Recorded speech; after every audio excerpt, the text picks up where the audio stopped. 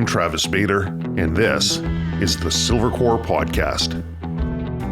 Silvercore has been providing its members with the skills and knowledge necessary to be confident and proficient in the outdoors for over 20 years, and we make it easier for people to deepen their connection to the natural world.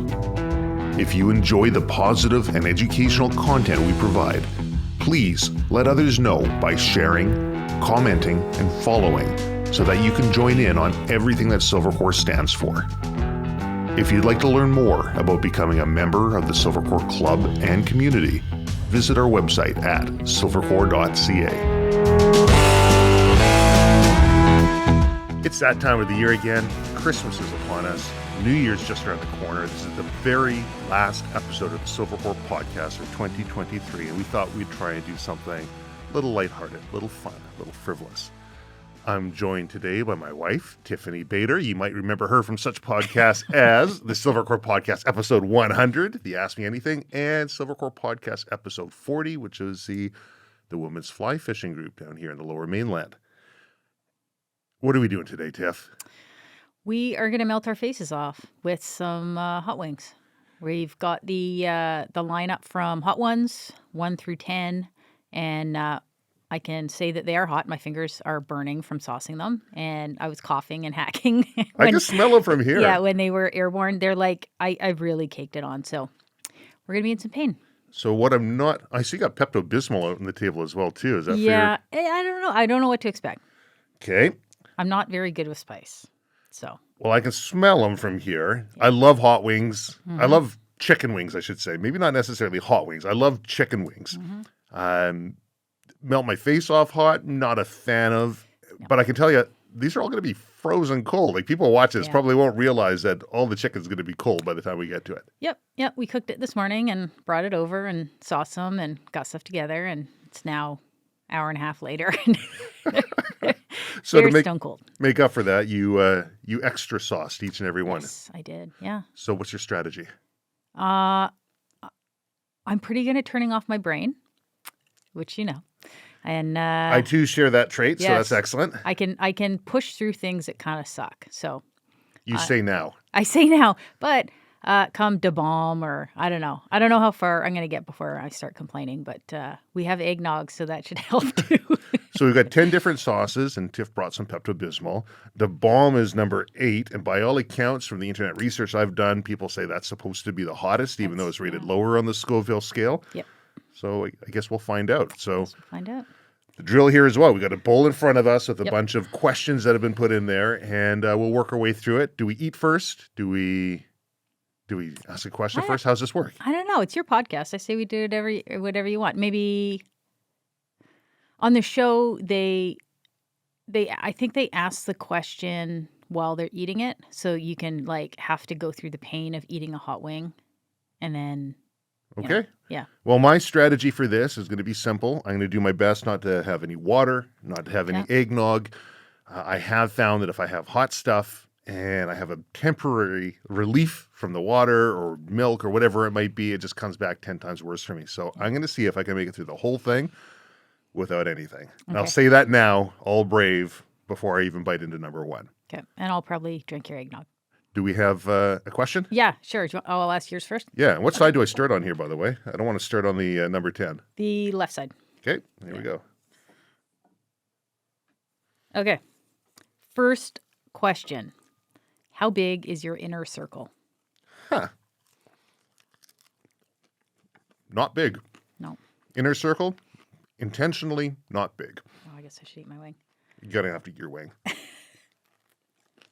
There's a lot of people that I love that are part of my life, but if we're going to talk absolute inner circle, you know, in life there's givers and there's takers.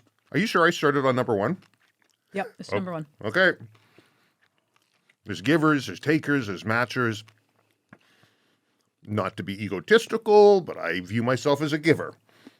One thing I've found, and people have pointed out to me, is the goodwill. People with goodwill will have their goodwill taken advantage of by those with ill will. There's going to be lots of takers in the world. I do my very, very best to try and surround myself with savages, other people who are going to want to give, not just at the same level, but try and outdo you on a regular basis when I try and outdo them. And I find that drives me, and it helps that inner circle just do that much better. How about you? What's your inner circle like? Yeah, I mean, you put it a lot nicer than I would. I feel like I'm getting older and maybe crabbier and less willing to, I don't know, you're young and you want friends and you put up with stuff you're not maybe super happy with, and you get older and you realize what your tolerances are and what makes you happy, what doesn't make you happy, and it's definitely getting smaller. You know, I feel like we've been through some stuff and it's taught us who our friends are, and it really like tested those bonds. And I feel like coming through those things is like, man, there's people I know in our life that they would do anything for us and we would do anything for them. And I don't care how many people are in our inner circle, as long as there's a few of these people, I feel so grateful and so happy for that. It's a good question. So that's number one. You sauced the heck out of these guys. I really did. And I'm wondering what it's going to like. So what number one here is what? They got a chart. It says it is 1,600 Scoville heat units. I did a bit of research. I'm not too sure how well Scovilles are representative of what the heat's going to be like, because if they're calling the bomb one of the hottest ones, and there's still ones that are rated a little higher.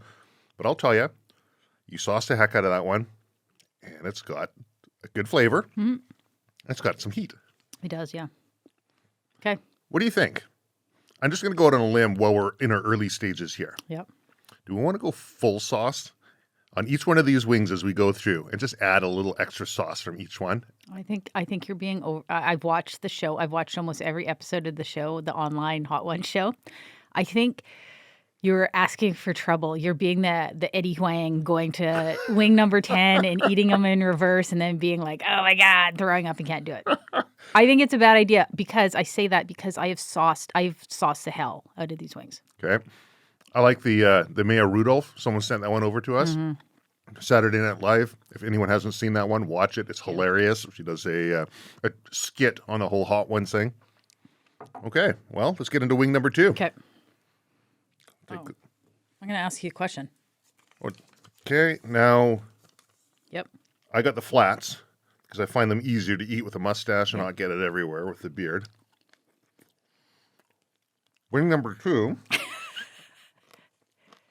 is Shakonda's 6,200 Scoville. So that's quite the step up. Yeah, it looks like it's got dill in it too. Tastes okay. Yeah. Okay, question. You want to answer it first? Okay. I'm going to eat the wing first. Go ahead. Okay. Are there specific books that have had a profound impact on your perspective or outlook on life? Good. Eat your wing.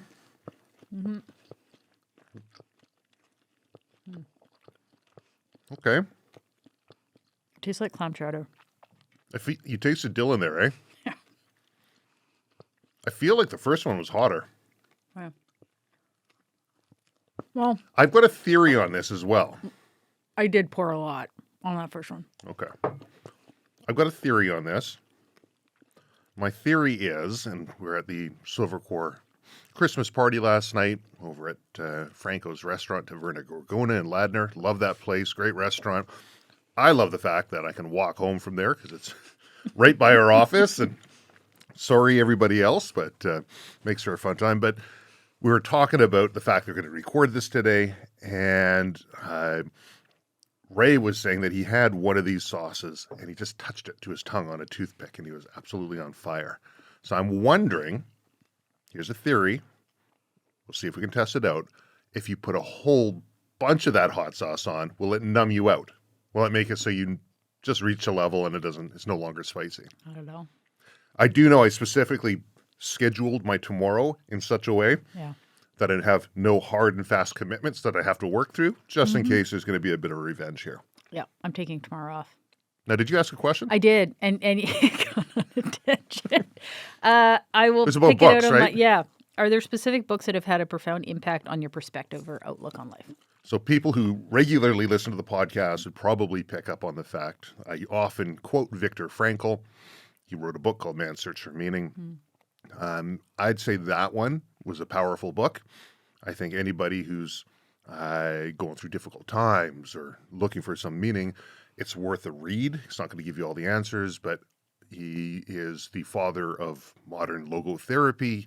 He approached concentration camps that he was in from an analytical perspective and looked at finding meaning in life, even in the worst possible circumstances.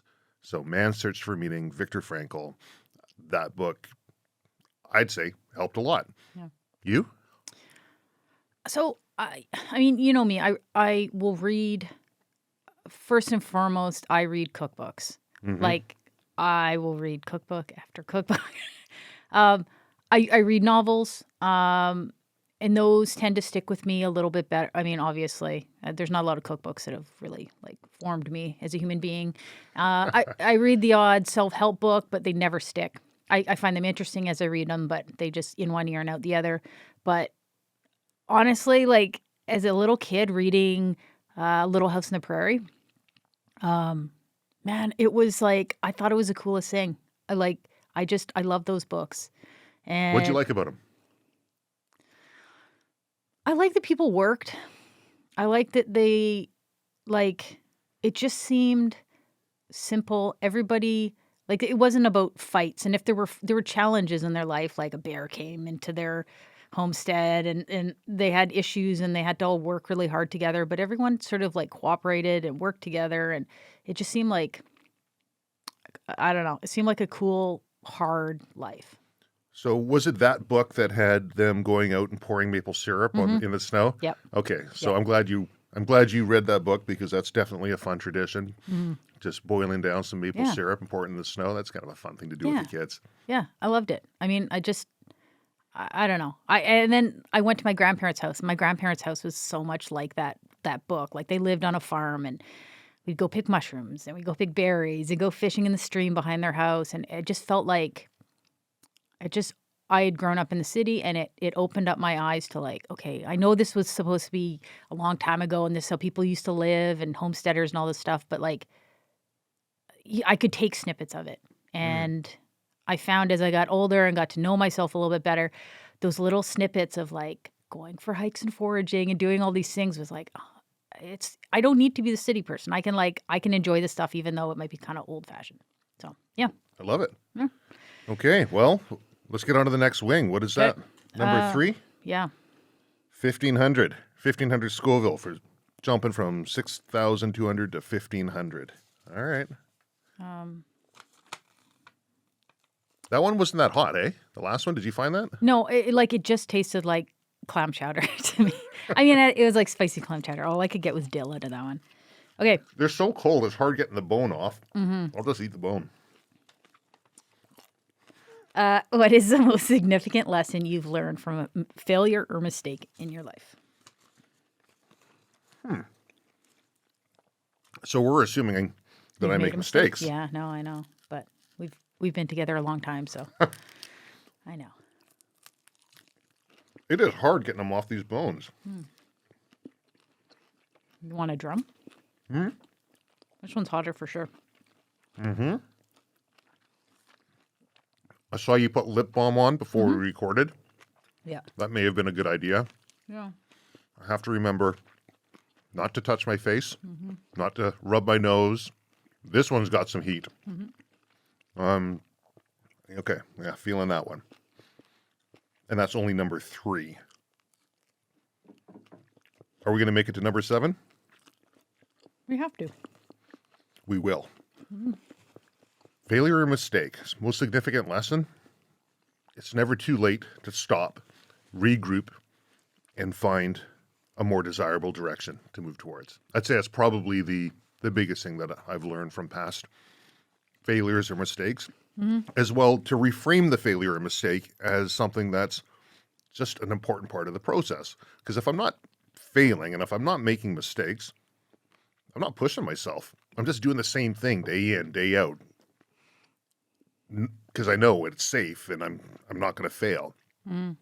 So I know when I was younger, I'd very, very pig-headed in my approach, very stubborn, let's say.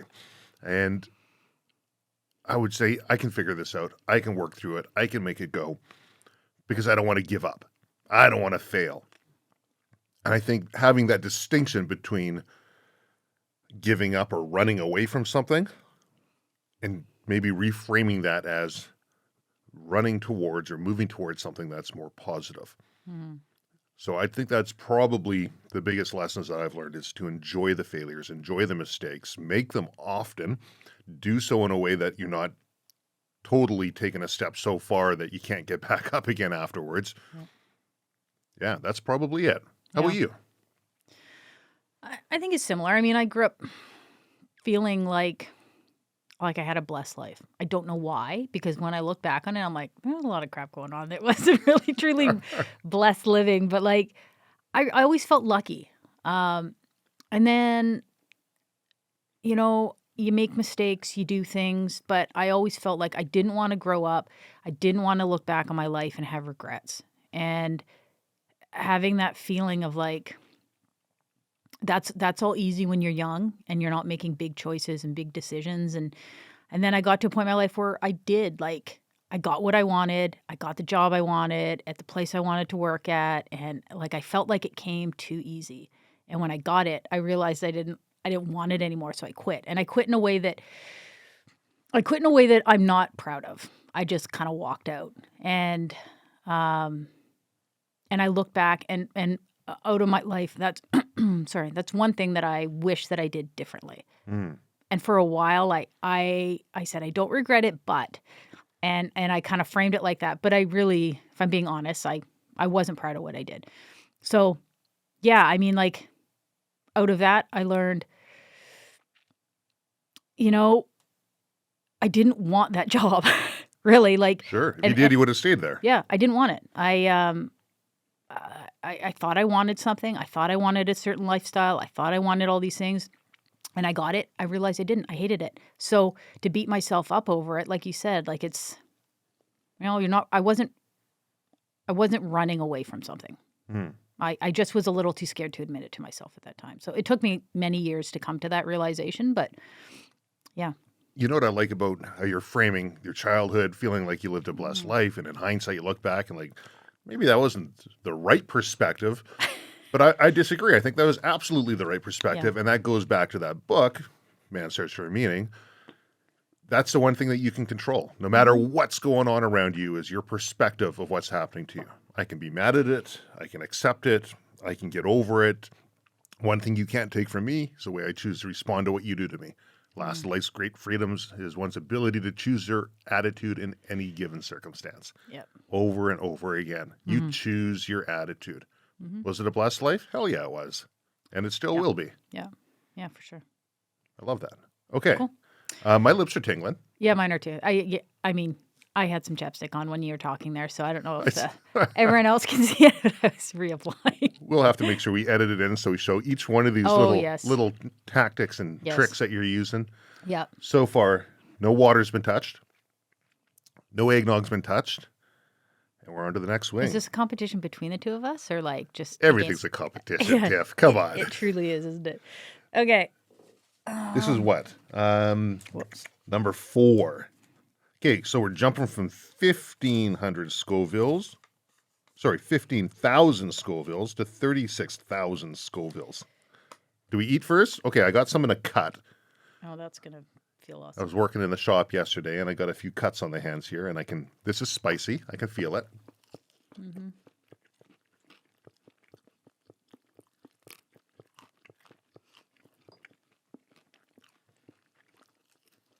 Tastes good. Mm-hmm.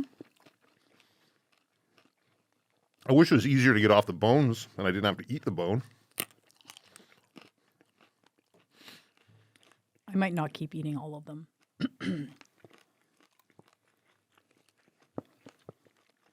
Oh, there's a lot of sauce on that one. Mm-hmm. But it's got a good flavor. I like the flavor. It's really good. That's this one here. Mm-hmm. Los Calientes Verde. I don't know what that is. It looks like a hairless, like, panther deer. Do you have a question? Yeah, I do. How do you express yourself creatively? What were you going to say? creatively through my expression of my language. How do I express myself creatively? I feel I'm a fairly creative person who lacks talent in any specific area. I'm not an artist. I can't sing. I don't play musical instruments well. But I do enjoy photography and learning the creative process and art through that. I enjoy videography and video editing and audio editing, like doing this podcast. I enjoy that. Woodworking, metalworking, things working with my hands. I enjoy to create that way. Recently started, I've made a couple knives in the past with no real idea what I'm doing. I'm starting the very slow process of learning how to properly make knives. So maybe in the future we'll see a few knives coming out that I've created that will be an expression of my creativity. Nice. How about you? You have like I know you. Well, yeah. I mean, my interests are less varied than yours. You have like literally, it feels like every month you're like, oh, I'm gonna learn this now. I'm gonna do this new hobby. Oh. Life's too short to not try and learn everything, or at least try it out and see if it takes and if you like it. Yeah, I feel like I want to like master stuff, and I love cooking, and I feel like I could live a million lifetimes and never get to the point where I feel like I'm a master. I mean, I look at these like Japanese sushi chefs and how they dedicate their lives to their craft, and I just think that's amazing. But again, well, that's a whole Dunning-Kruger thing too, right? People on the outside look in and say, hey, you've mastered at least certain levels of cooking and types of cooking. You're formally trained. You've worked in bakeries. You've worked in fancy restaurants, French trained. I've quit fancy restaurants. And you've quit fancy restaurants too. But, it's always perspective. Yeah. Are you a master? No. I don't know. No, I'm not. Not by my assertion. I'm not a master in anything. Other people looking out might say, man, that guy's got to figure it out. Or that gal's got to figure it out. Yeah. Something to work towards. But yeah, if I want to be artistic, it's through food. Mm-hmm. But I think there's also a process of celebrating wins, because if we hold that mindset all the time of like always learning, always working forward, no matter what plateaus we reach or what wins we get, if we don't stop and celebrate them, which you and I have both been bad for. Yep. What are we doing this for? Yeah. So that's not that I'm a New Year's resolution type person, but just resolution in general. Something that we work on is when we have wins, stop and celebrate them. Yep. Celebrate the wings. Celebrate the wings. All right. What do we got next? Los Calientes, I think, isn't it? No. Really? We're on number 5. 1, 2, 3, 4, 5. No. Oh, I counted the Pepto-Bismol as a bottle. Brooklyn Deli, I think. Was ghost pepper. Yeah, we're on 5. So somebody asked, will there be ghost peppers? That was on social media. Yeah. Apparently, this one's got a ghost pepper in it. Mm-hmm. I think there's a few with ghost peppers, actually. And we didn't get this year's Hot Ones set, but the new one has like this new Pepper X or whatever they call it that I don't think that one does. This is what? Last Dab, Apollo hot sauce. Okay. Yeah. Pepper X, the merciless peppers of Oh, yeah. question. Quetzal, Zacatenega. Yeah, and I drank a candle before this. So. More, please. Yes. Hold on. Do we eat first or do we ask first? I don't know. Let's What do you eat. want to do? Eat first, okay.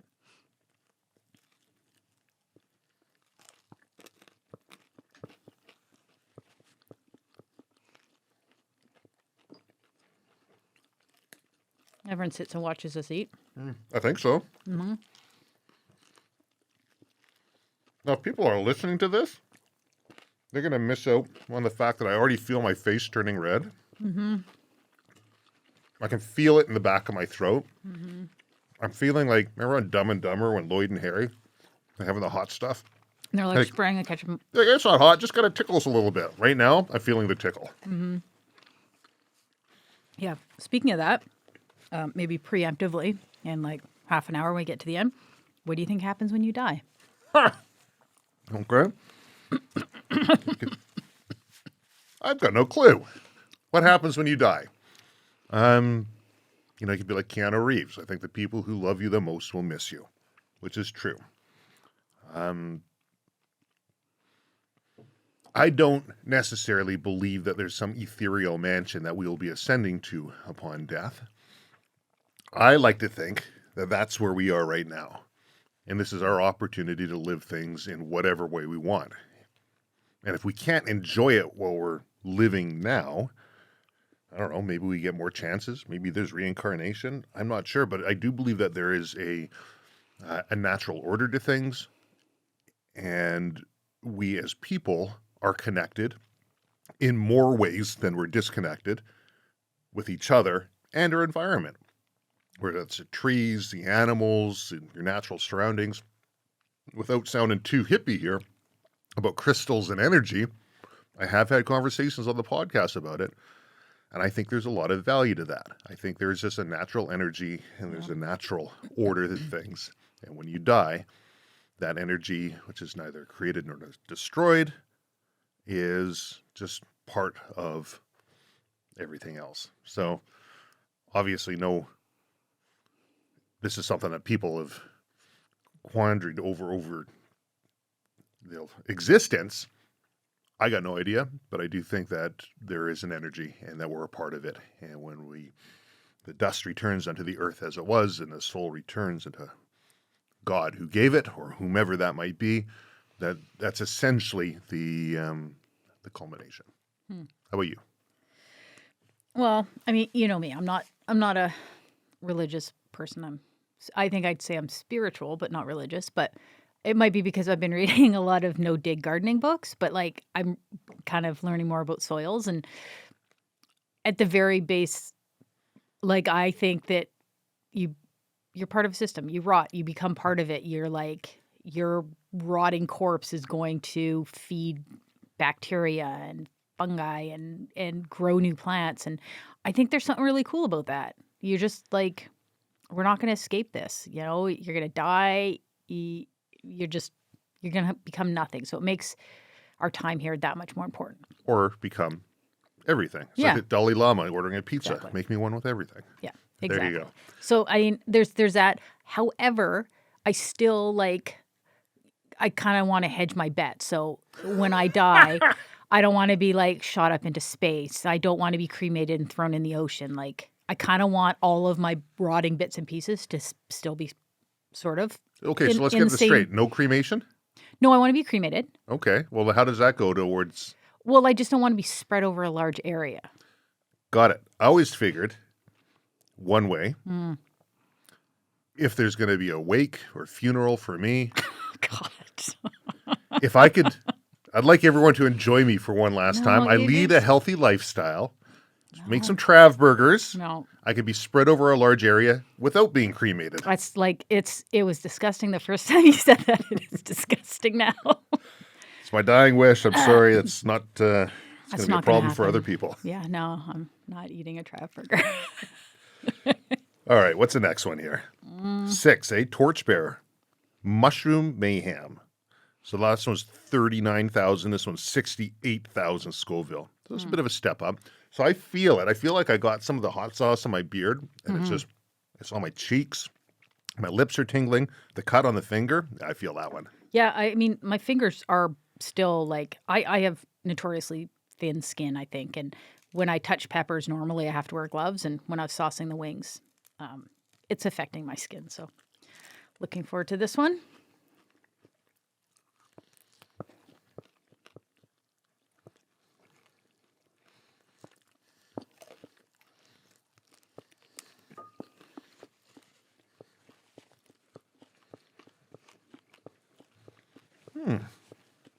Okay. Taste that. Feel the heat. What's the flavor to you? It just tastes hot. That's kind of what I'm getting too. I'm not getting the mushroom. I didn't chew it very well, hoping to just kind of get it down quickly. And it just like dragged the heat down my throat. Is that the trick? Just swallow it. You'll be seeing talking coyotes pretty soon. Pretty much.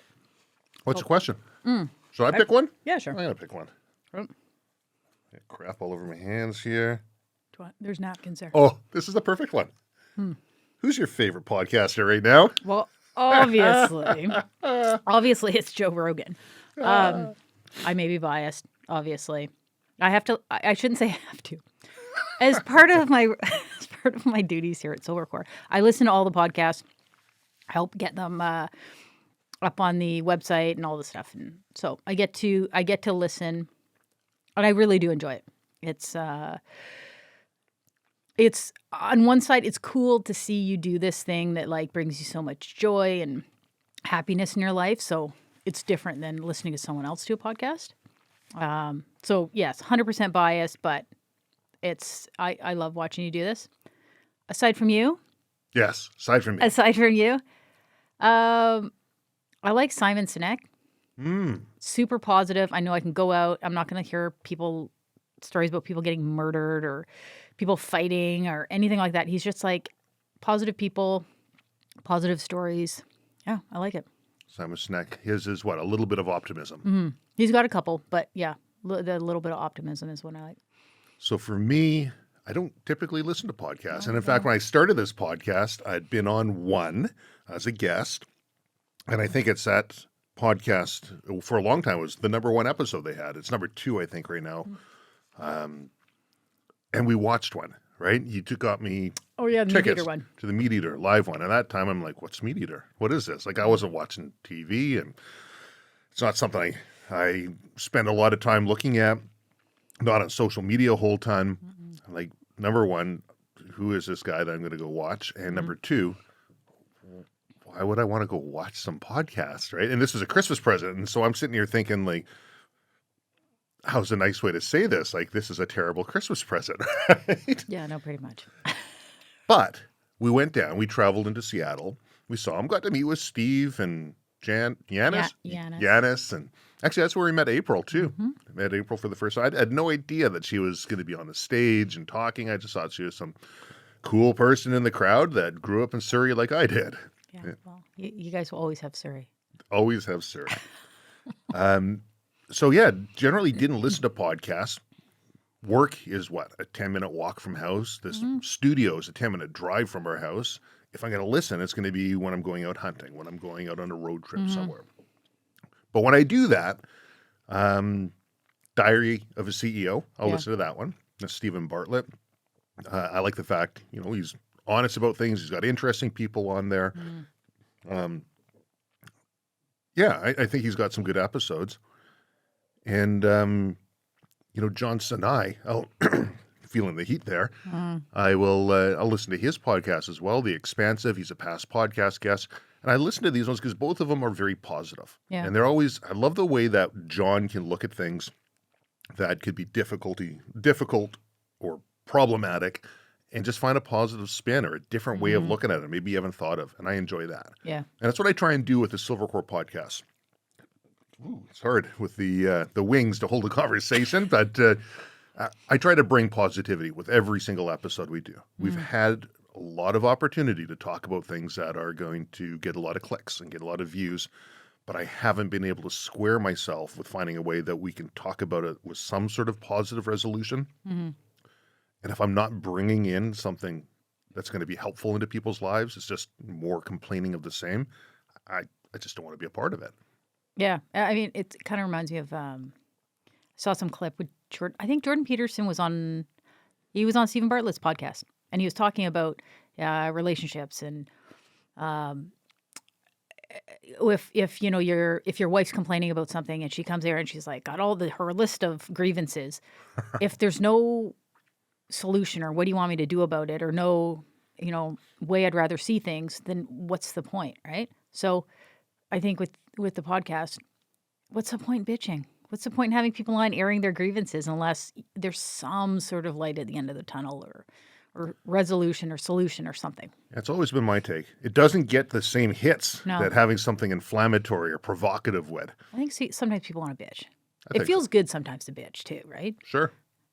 Yeah. Okay, so I'm feeling kind of brave right now. Like my mouth is on fire. This is where it goes downhill, though. Everyone's like, it's not so bad, and then they get to the last 3 or 4, and then they start crying. And so this one's called Angry Goat. The next one in here, Dreams of Calypso. Make their shack face. 101,000 Scovilles. Angry Goat. I am a simple goat. I live on the back of a pickup truck. All right.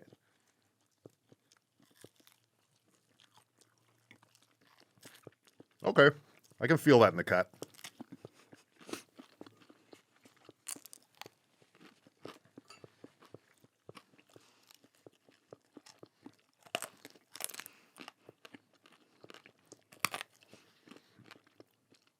Glad I bought organic wings.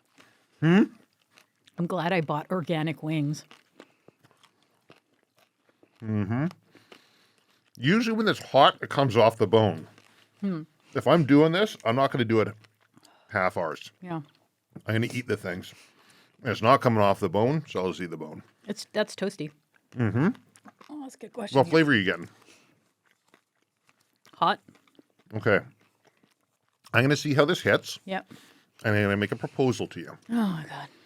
The bomb Yep. from the internet research, even though it's a couple down from the end, Yep. it's supposed to be the hottest. Yep. Let's extra sauce the last three. Okay. You up for that? Yeah, sure. Okay. It's all gonna go downhill. We'll see. We'll see. I do have to work this weekend, so. Yep. Okay.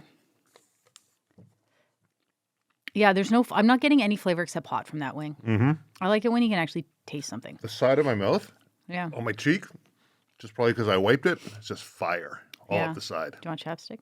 No. Okay. If you were going to live on a desert island, but it could take only one thing with you, what would it be? That's an easy one. Yep. That one thing would be a person. Who would that person be? Better be me or the kids. 1,000%. If I could only one thing, I'd bring you. Yeah. I'd bring you.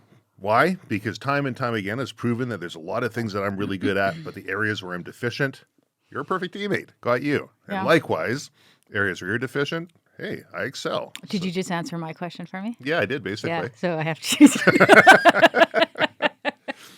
Yeah. I thought it was a given. Come on. You're the tall one that can reach stuff on the top shelf, can smack the coconuts out of the tree. Yeah. Yeah. No. You're I think I like that answer.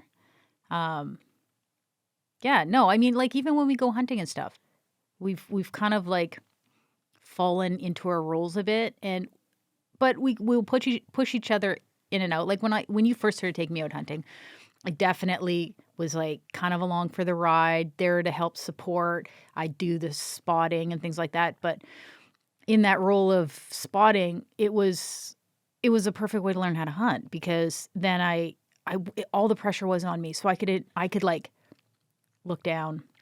I could look at practice identifying between the different deer, identifying all these things. The different vegetation that they might be eating. And I remember, like, oh, there's spruce tips. When the spruce tips stop, our elevation is going to be too high. I'm like, that's a good indicator for elevation. If we're looking for things, the critters are going to be down where there's new vegetation. Spruce tips are a good indicator of fresh growth. Like, these are things that I never looked at before. I think there's the perfect sort of complementary thing there. But, those questions, what's the one thing you'd bring? I don't know. You're on a desert island. Do you want to leave the island? I mean, maybe it's a great desert island you want to spend the rest of your life there on, right? There's some nice ones. Yeah. That might change a physical object. If I want to leave, well, maybe just an inReach or a sat, and that way I could just put something out and bide my time till something comes. Having those communications would be vital. So if I'm going to go and have it as nebulous as that, 1,000%. Yeah, I'm not the greatest at building fire, and I think I don't blame you for that, but I will say your strength in that skill allows me to focus on other things. So, like, I don't want to build it up too high, but, like, dear God, you have bags and bags of birch bark, because you're like, oh, you're driving on the highway and you pull over. Oh, I gotta get some birch bark. And you're scaling trees and grabbing it off some dead snags and stuff. And yeah, I think we just kind of we have like this comfort of knowing what we're good at. But I think as well, like, you're good at pushing me. You're really you're good at pushing yourself, but you're good at pushing me to be like, okay, no, I want you to do this now. And I'm like, but. It's funny you talk about falling into roles. I think that's something that for a long time, society, the in general was shying away from. Oh, you can't define me. I shouldn't be in this role. A man's place is here, a woman's place is here. And I think people are starting to realize that it's not that one's better than the other or one position is better than the other. It's the fact that naturally certain people will gravitate towards certain things that they enjoy to do. Why should we shy away from that just because everyone else says, well, I shouldn't be cooking? You're a fantastic chef. And I love to cook, but I know if I want to have the absolute best meal, having you in the kitchen is going to be a hell of a lot better than having me in the kitchen. Well, I don't know. I don't know. I think I may be holding you back as well from developing your. I'm secretly developing on the side. Oh, okay, good. Well, that's good. Yeah. As long as it's secret. Yeah, no, I think that the idea of these different gender roles. Oh, man's out there making fire, woman's out there cooking. Well, I enjoy making fires and the practice. You enjoy the cooking. Yeah. And it's not a one person keep the other person down. We're essentially in the military, they'd call force multipliers. Yeah. And you're my force multiplier. Yeah, and it's funny when I was working in kitchens and working long shifts, and like that was my career was everything. Like I never thought that I would quit that. And then we had kids, and I'm like, no, like it's a switch flicked in me. I like, nope. I don't care about my job anymore. I want to raise these kids. I want to have a home. I want to do these things. And I remember I got so much flack. And I remember my sister saying, what the hell is your problem? Like, why did you spend so many years in school? Why did you work so hard on your career just to throw it all away? And I just thought, I'm not throwing anything away. Like I've made decisions in my life that I'm proud of. It's taken me to a place that I'm proud of. Why would I go away from it because I'm afraid that I'm, working some typical female role? Like, why should I be ashamed of that? And I know people talk about it now, but like people weren't talking about it like 15, 20 years ago. They weren't. Like I so much flack from friends and family about it. They're like, so what do you do all day? I'm like, I spend time with my kids. Like I do awesome things. We go on adventures, and I'm supporting my husband in his business, and he's able to like take risks and do things because we're part of a unit and a team because he knows that we support each other. And I don't know. Do you remember after our second child was born and you decided to make that step full-time out of the kitchen and you're working on the house and going through that period of listening to all the people talking to you like, what are you doing? Why are you doing that? And you're throwing it all away and out kind of sitting in the back of your head. And do you remember what I did to help boost your morale? Oh, the mountaineering trip? Yeah, no, that. Sorry, I think I blew out the speaker there. Yeah, I was really struggling because I had spent my whole life like, I'm going to live in a city. I'm going to do this. I'm going to have a career. I'm going to I'm the breadwinner of our like we figured that you were like totally. the guy that was going to go surfing and hang out and have fun. That was the plan. Like, the stay-at-home dad and yeah, I was like, my whole life kind of flipped, and I was struggling. Like I really was. Like I lost myself for a bit. I didn't know what I wanted. Well, I knew what I wanted, but I didn't trust myself to like just kind of push through and do it. And yeah, one Christmas, we talk about crappy Christmas presents. You got me a trip away in the mountains. I was like, I don't want to go in the mountains. I don't want to do this. And like, I still remember packing up my stuff, getting in my vehicle, and driving away while you and the kids were sitting on the front step waving at me. And I was like, I don't know if I started crying as I was driving away or it took like a bit. But I get up to Jasper. I'd driven all day, and I hardly slept. I slept in my vehicle, unfortunately right next to train tracks. I didn't realize it when I parked, and then got up to the camp and where I was meeting everybody, and like I was just freaking out. I called you and I'm like, I don't want to do this. I don't want to be away for a week. And you're like, no, it's good for you. You should do it. You should do it. And I did. And it sucked for like the first day. I didn't say you should do it. You should do it. I think what I said was, you can come home if you want, but will you look back at this fondly? How do you want to remember yourself afterwards? I said, I think you will get a lot out of this trip. It was a woman's trip up in the mountains. You'd never done mountaineering before, and you're going to be going up on glaciers and rock climbing and crampons and carrying all your kit up into a remote alpine location and spending a week out there with a group of people you've never met before, doing some extremely difficult, arduous things in arguably in a dangerous environment. Oh, I did like that first day. I don't know what I was thinking. I carried the ropes and so my pack was, it was, I know when I left, it was almost 50 pounds with just my stuff and then carrying the ropes and everything. It was a heavy pack going uphill. I didn't break in my boots properly. So anyone that takes the core course, I didn't break in my boots. So my feet were just like a hot mess all week. But after that first day, I'm like, everything was easier. And everything was fun. And it was cool, like totally different experiences and pushing myself and challenging myself. I climbed to the very top of a mountain and almost fell off the side of the mountain and had to do like a, what do you call it? Arrest with the pickaxe? Self-arrest with the pickaxe.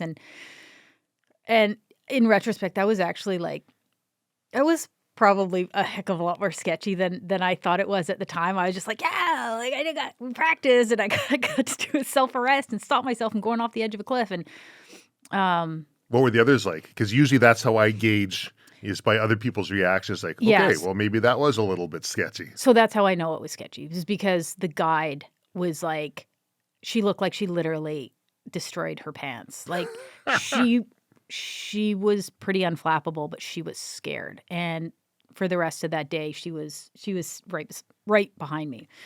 But yeah, no, it was awesome. It was such a great trip. And it really was the thing that like flicked that switch off and I was able to just kind of move on and do my thing. Yeah. And because I knew there's no way that I could push you in my role as a husband without, you know me. Without some sort of resentment, right? No. But I can give you this beautiful gift where other people can push and provide you with the opportunity to do things that are so outside of your comfort zone. And I'm glad you did it. Mm-hmm. I think that was the right move. Yeah, no, it was an epic, awesome trip. I loved it. I loved it so much.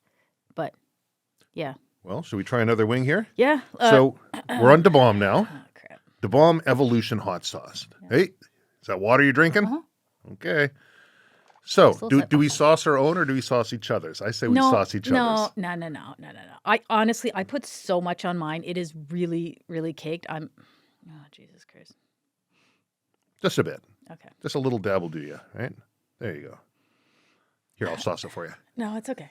It's okay. I don't know if the cameras can actually pick it up. Let's see. Your head's in the way. There it is. Did you even put any on? Yes, I did. Okay. Look, there's a bunch. Okay, here we go. Do we ask a question first? Yeah, because I don't know if I'm going to... Okay, let's do it. Oh, my God, it's hot. You ask, I'm going to eat. What is the most inspiring or life-changing piece of advice you've ever received? Okay. This is hot as hell. Yeah.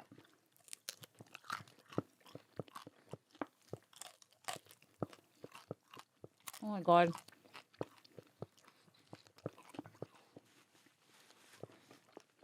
What flavor do you feel? I just feel heat. It's spicy.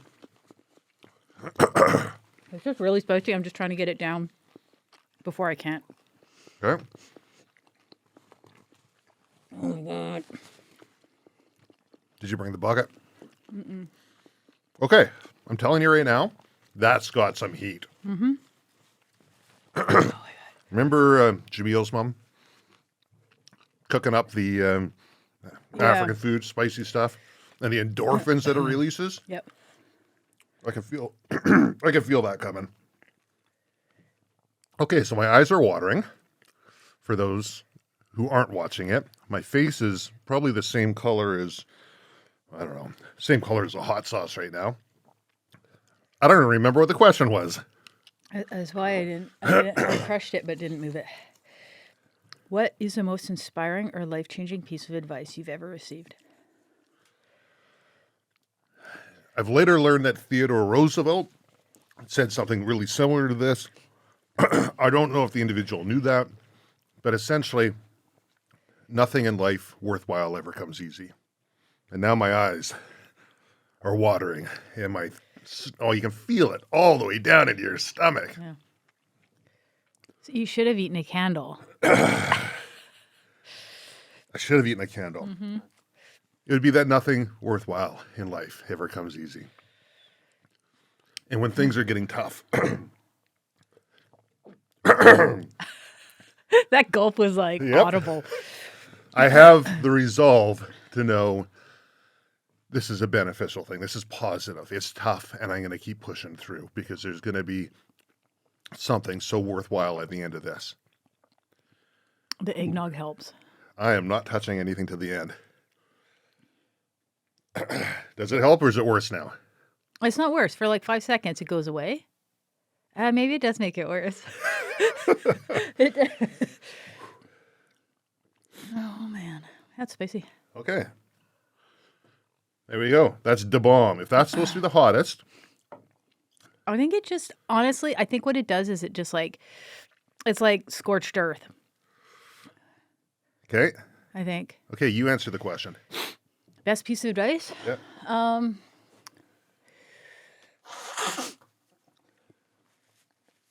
You know what? My sister, who has been the giver of terrible advice for years, actually gave me a really good piece of advice when I was in my early 20s.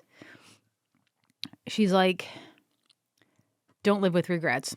I think I was 20 or 21. She's like, don't live with regrets.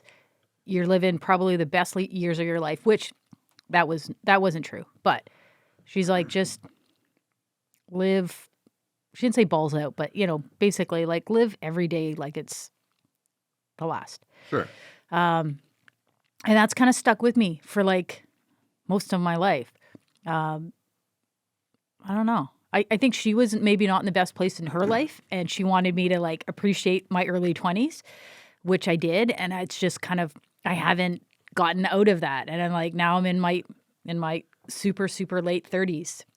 Like, and I just like into my 40s, but I just, live every day like it's your last, because you never know. So it wasn't the advice that I gave you?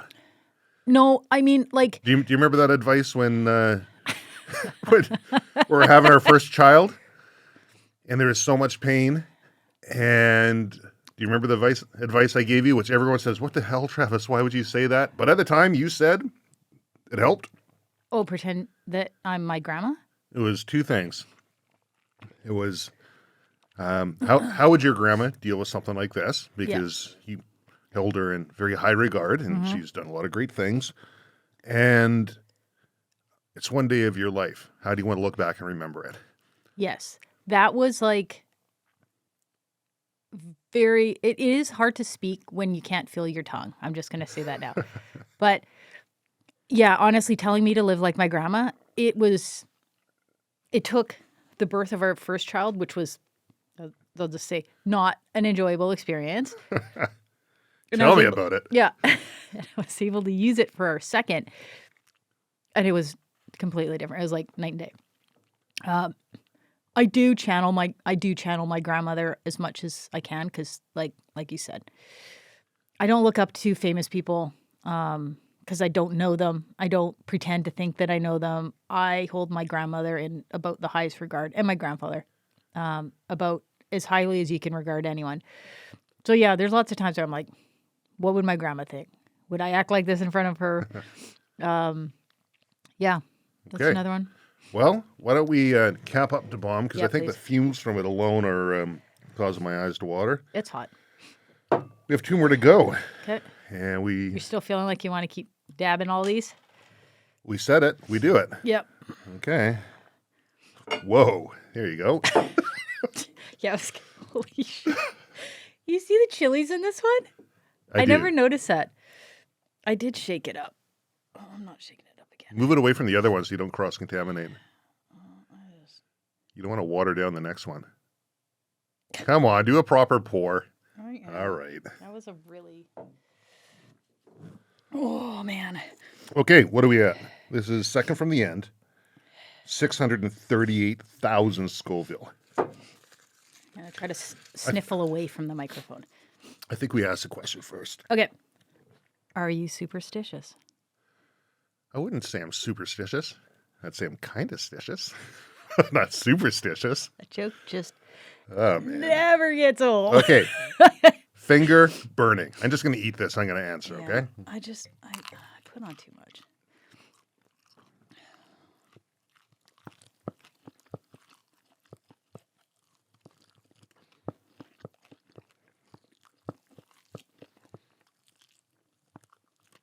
All right. All the meat off. Yeah. All right. My grandpa would be proud. All right. I guess it depends on how you define superstitious. Mm-hmm. And I'm still chewing on this because there's a lot of heat. Mm-hmm. Whew. Taco vibes only, huh? I think the bomb was hotter, though. This Is has it some just- flavor. I think the bomb, I think it's my theory from before, where you just wipe out your sensors and everything afterwards is, whatever. Yeah. It's like I got a 3rd-degree burn, don't feel anything now.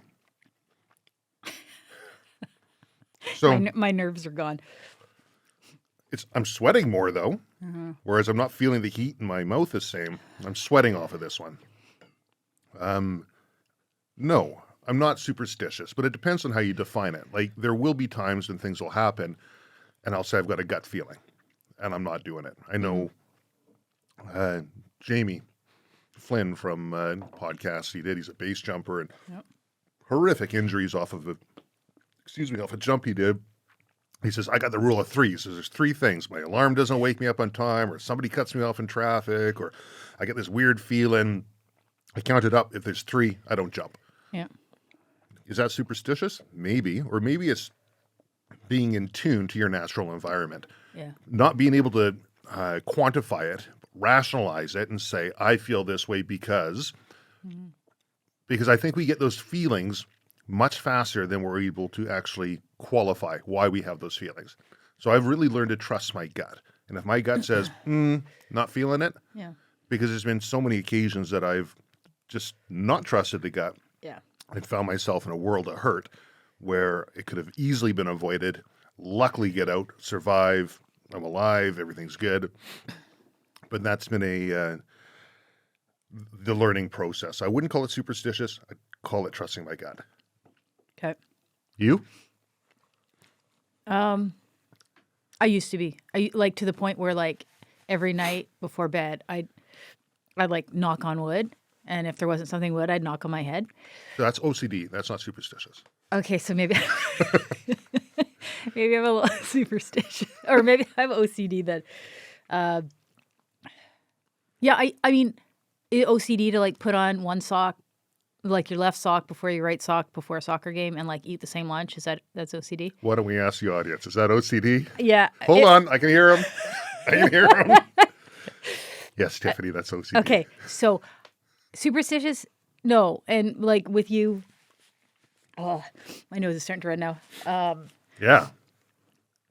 Yeah, I trust my gut because, like you said, like there's, like you walk past and like, there's signs and you just ignore them. I think we're just we trust ourselves a little bit better. We trust our gut a little bit better. I trust you as well, which is good because, dear God, when we were first dating and you'd be like, yeah, no, I don't like that guy. He's going to cheat on his wife. I was like, you're crazy. And then every single time that happens, you're like, oh, this person, this. And you're not judgmental, but you're very good at It's an ADHD trait. yeah, you're good at sizing people up. Like dinner party, we go, and you would just size people up, and it's always true. You have a very good radar for people that are going to cheat on their spouse because that's happened a few. We've seen that a few times. It's but a sad skill, but it's one you have. Well, I think it's just about seeing if somebody's going to be honest or trustworthy. Mm-hmm. And, you can only get taken advantage of or lied to or whatever so many times before you start seeing patterns that reoccur. And they say it's an ADHD thing, being able to pick up on these little traits, whether it's verbal, nonverbal, paraverbal. whatever it might be that you're picking up on. Yeah. I stopped trying to rationalize and suss it out. Part of me wonders sometimes if it just becomes a self-fulfilling prophecy, because if we're living in a matrix and we're creating our own realities, and I'm like, this is going to happen here, and that's going to happen here, Yeah. like scarily so that happens. Are we just so in tune with what's going on around us that we can make those presuppositions, or are we somehow putting that energy out there and making it happen? I don't know, but whatever the end result is, it turns out basically how it's getting called, so I'll just stick with it. Yeah, I don't know. I think in a couple of cases where you've like called things, you're not living a life so connected with these people or situations where like you're actively like making it happen. They're pretty disconnected. Mm. Yeah. I don't know. I think you're just, Unless we subscribe to the we are all connected at the cosmic level. well, which I totally agree with. But yeah. Okay. So Do we want to do one more question in between the next one? before, how many questions we got left? I don't know. Yeah, let's do it. Yeah. Just give our mouth a little bit of a break. Yeah, okay. And for the record, I have had no water. I've had no eggnog. My belly is on fire. Yep. Do you want me to tell everyone what I've been putting chapstick on after every wing. I drank a bunch of water, and I've also had eggnog. I'll give you a little bit of my water because I think your water's actually empty now, isn't it? No. I don't actually want water anymore because it's going to make it worse. It does make it worse, the and I'm just looking forward to watching the show. Once the heat subsides a bit, the eggnog actually does make it better. Okay. What's the next question? Have you ever seen a ghost? I ask because I slept in the basement of your family home when I was a teenager. And it's definitely got a ghosty vibe to it. It's like if there ever was a house that was haunted, I think that one's on the list. Have I ever seen a ghost? Well, there's a couple of things that happen that I can't explain, and I'll back you 1,000% on that. That house was haunted. There is something going on. There is some bad energy going. Enough bad energy that people would come in who didn't even know us would say, it feels off. There's something not right here. Man, I was terrified of my downstairs when I was a kid. Probably a common thing because I've seen these TikToks where people are running up the stairs and there's someone dressed all in black running up behind them and turning the lights off. And, there's times when lights would turn back on. It's not a supernatural event. Maybe you just didn't turn it off properly. Got stuck halfway. I remember as a young child waking up in the middle of the night and at the foot of my bed on the left-hand side, just right near the end of the left-hand side, I wake up and I look, I'm like, oh, what's my mom doing in here, right? And I started calling out to her. I'm like, well, what are you doing here? And this really old, haggard woman looks back at me and says, shh, just go back to sleep. Go back to sleep. And it scared the crap out of me. And I hid under my blankets. And I'm like, just go away, just go away, just go away, just go away. And I asked my mom about it in the morning. And she says, no, I wasn't in your room. So was I dreaming that? Probably, right? It was a hyper-realistic dream. I've Googled it, and they have a thing about the old hag at the end of the bed, but it's usually to do with, or old hag kneeling on your chest. Funny that it's always an old hag. To do with like sleep asphyxiation or something like this. Yeah, people who stop breathing or sleep paralysis. That's what it was. Sleep paralysis where you're awake, but you can't move. Well, I could move, and I was talking. So was that a ghost? Was it my imagination? Because I've always had a good imagination. I don't know. I do remember one other occasion in that same house. Wasn't feeling well. Didn't want to go to karate practice. Dad's at work. My younger brother, did I have a younger brother yet? He was 7 years younger. Probably. Anyways, takes my older brother off to karate practice. Says you're not allowed out of your room. You stay in your room for whatever reason. There's a bucket in there. You use that bucket if you need it. You don't get out, right? Okay. So, anyways, then I hear her come home. Vehicle comes in.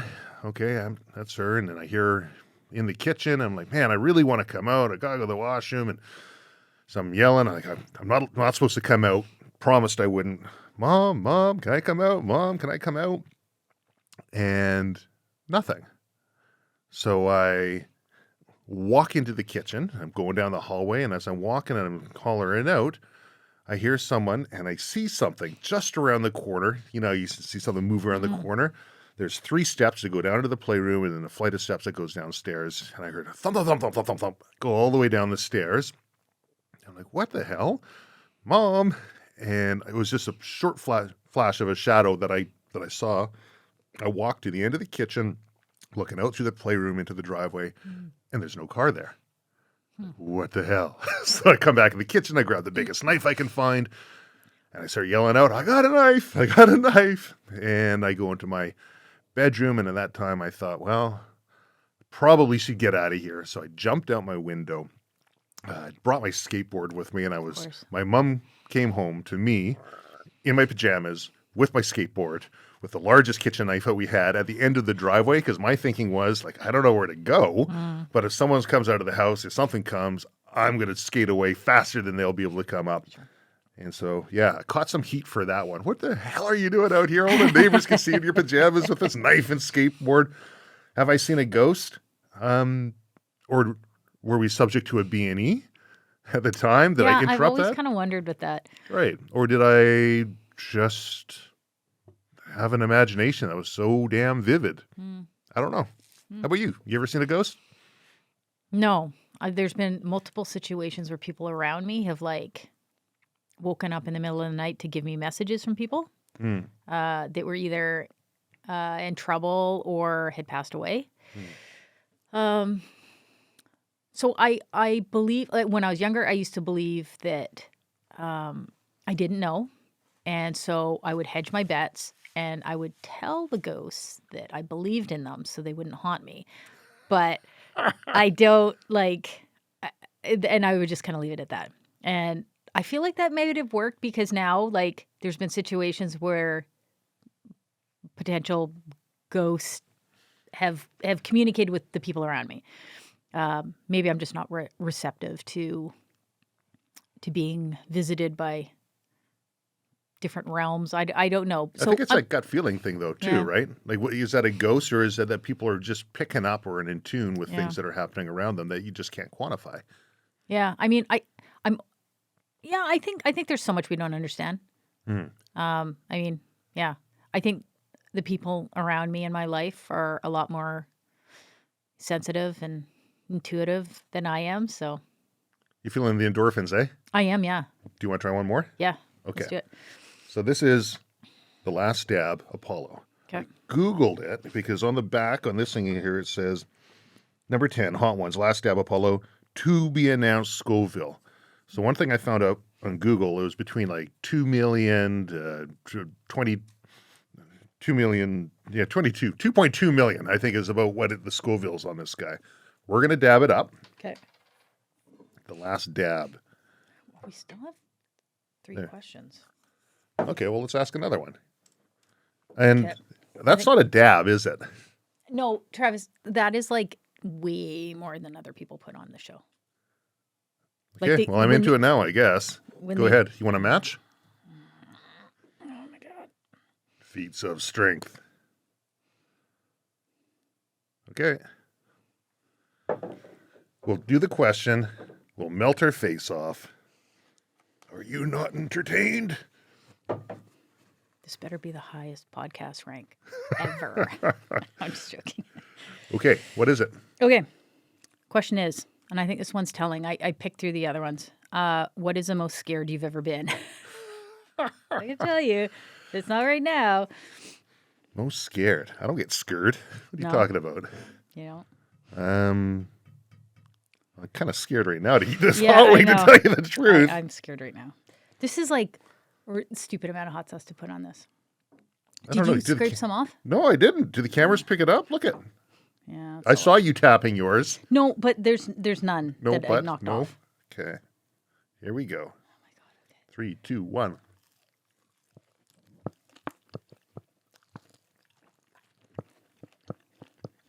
All I taste is heat. Mm-hmm.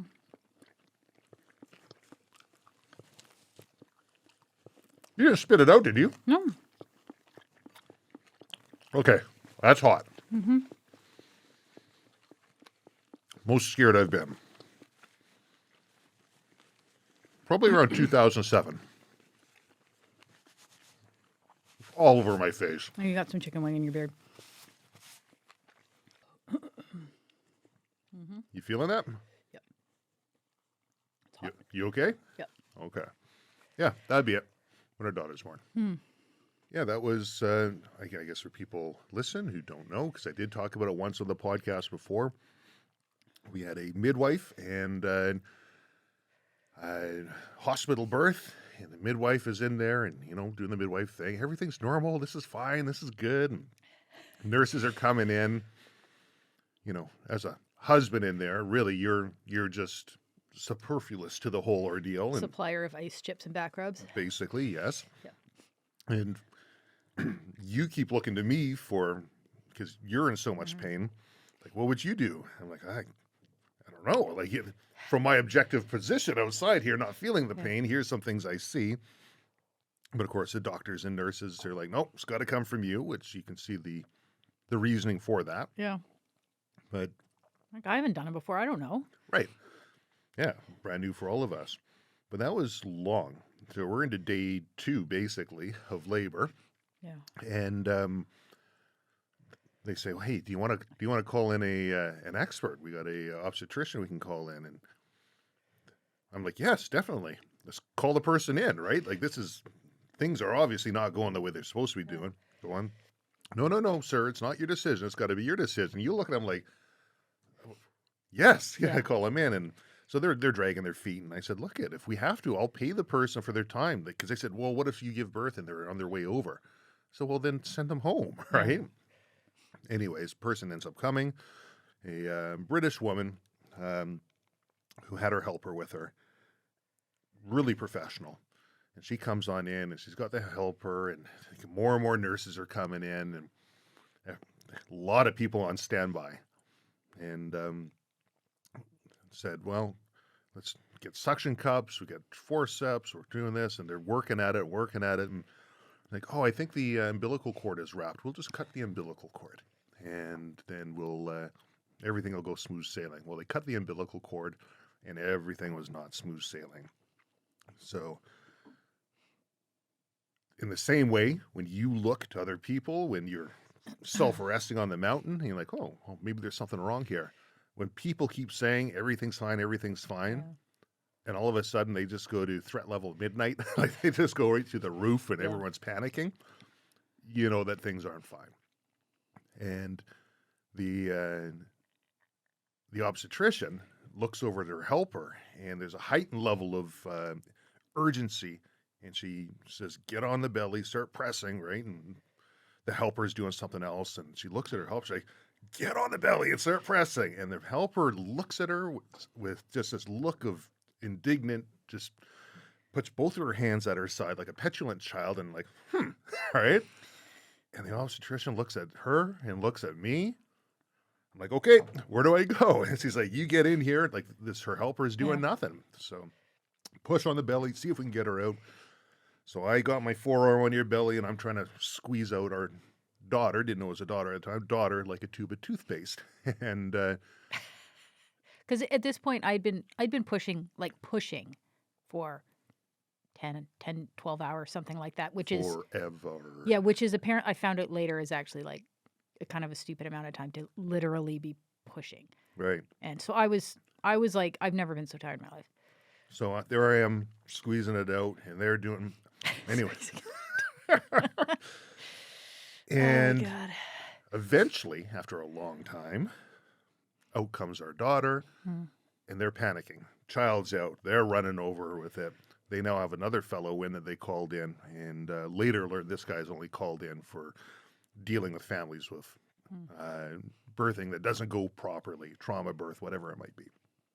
And I remember looking at you and like, did I do it? Did I do it? You're asking. I'm like, oh, it's great. We had a beautiful baby daughter. And knowing in my heart that I was lying through my teeth. And because I didn't think she was alive.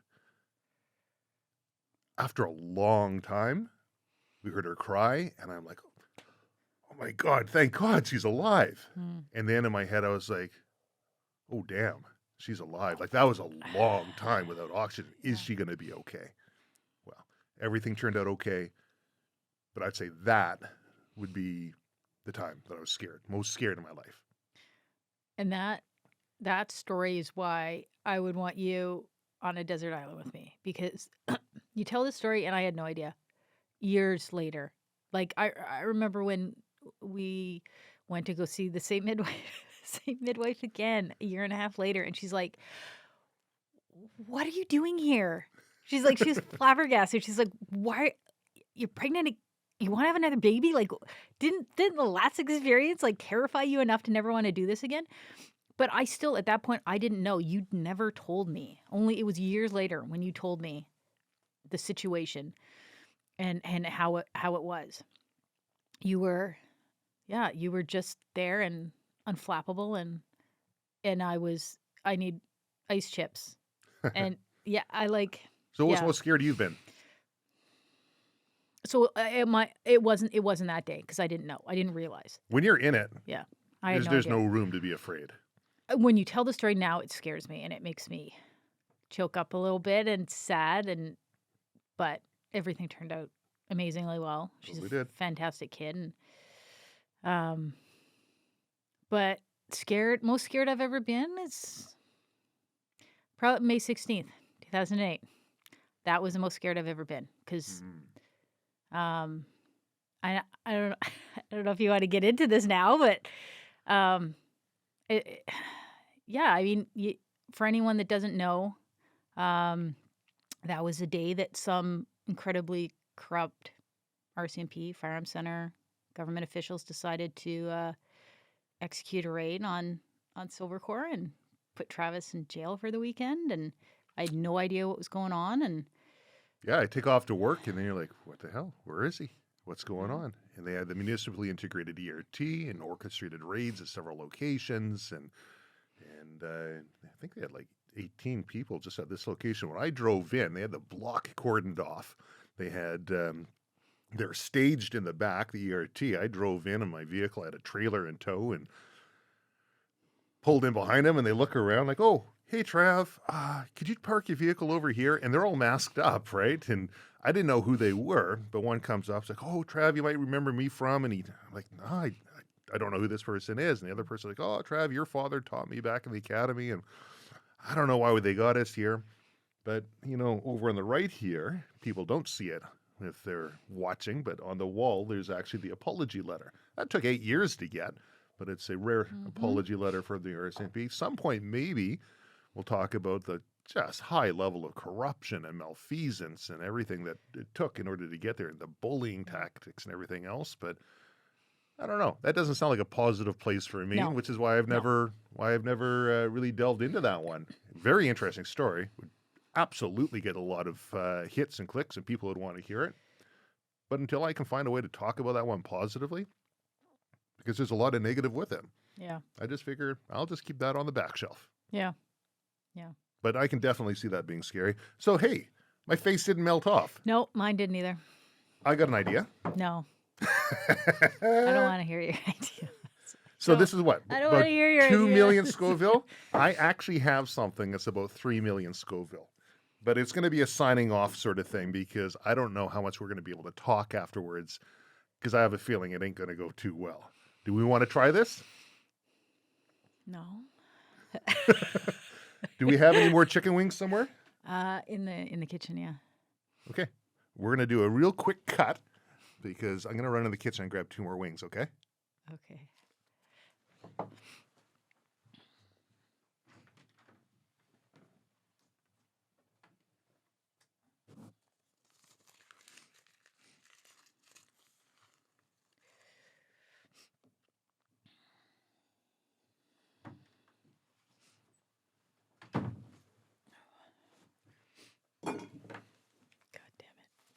Okay, I'm back. Sound cold. They are cold. Do you remember when, I think, teenager, late teens, and you accidentally pepper sprayed yourself? Do you remember this? Yes, I do remember this, Travis. You closed a desk drawer, one of my drawers on my desk, and I guess there was some spray inside there, and it sprayed up, and just a little bit got in the air. Didn't even spray in the face, but you're hacking and coughing and sneezing. And That sucked. yeah, it did suck. And I have a feeling that that's what's going to happen afterwards, because apparently bear spray is 3 million Scoville. And I got some bear spray in a plastic bag, and I thought, maybe just spray a little bit in the plastic bag, try and contain the aerosol that's going I'm everywhere. like super unimpressed with you right now. I might. There we go. It's expired bear spray, but that just means that the accelerant inside here will not the whatever is gonna the propellant. The propellant can the aerosol can die out on it, but the actual spice, the spray, it's all going to be the same. So as long as we can get something to dribble out, I have a feeling it's going to spray out. Do we have any words that we want to say? I just, from like maybe a more sane standpoint, do you want to spray that not in a really confined space with me? Or Nope, we're doing it in here, because otherwise people will come back and they'll say, it wasn't caught on camera, you didn't do it, blah, blah, blah. So I think we'll just spray it inside the plastic bag. Okay. Give it a good shake. Let things dissipate a little bit. Oh my God. Any last words before we do this? Yes, no, maybe so? I don't know. There's nothing I can do or say at this point. Oh, there's plenty. For better or for worse, right? Isn't that what I promised? Give it a good shake. Give it a good shake. 3 million Scoville, they say. God. This is just such a terrible. What I do want to say Yeah. is thank you to everybody who watches the Silvercore Podcast, who listens to the Silvercore Podcast, to the club members, to everyone who's involved in the Silvercore Outdoors community. Thank you. I truly enjoy doing this. I truly enjoy interacting with each and every one of you, whether that's in person or online or through social media. I find it brings a lot of positivity in people's lives, my life included. So here's to 2023, a great ending of the year, and into 2024. Here's to doing stupid things. Jesus Christ. That seemed like a pretty good shot. Okay. Oh, Travis, no. Yep. Oh, Jesus Christ. I might have to air it out. Hold on. I know. We'll let the aerosol. Okay, you feel it? When I open my hand up on this thing, it's going to go everywhere. Here we go, guys. This is such a bad idea. 3, 2, 1. You ready? Yep. One for you. One for me. Cap it up. Best of friends may we always be. You ready? Yep. Here we go. How can you breathe? Come on, get it in. Okay, that's hot. Happy New Year. Oh, God. See you over there, everybody terrible. else.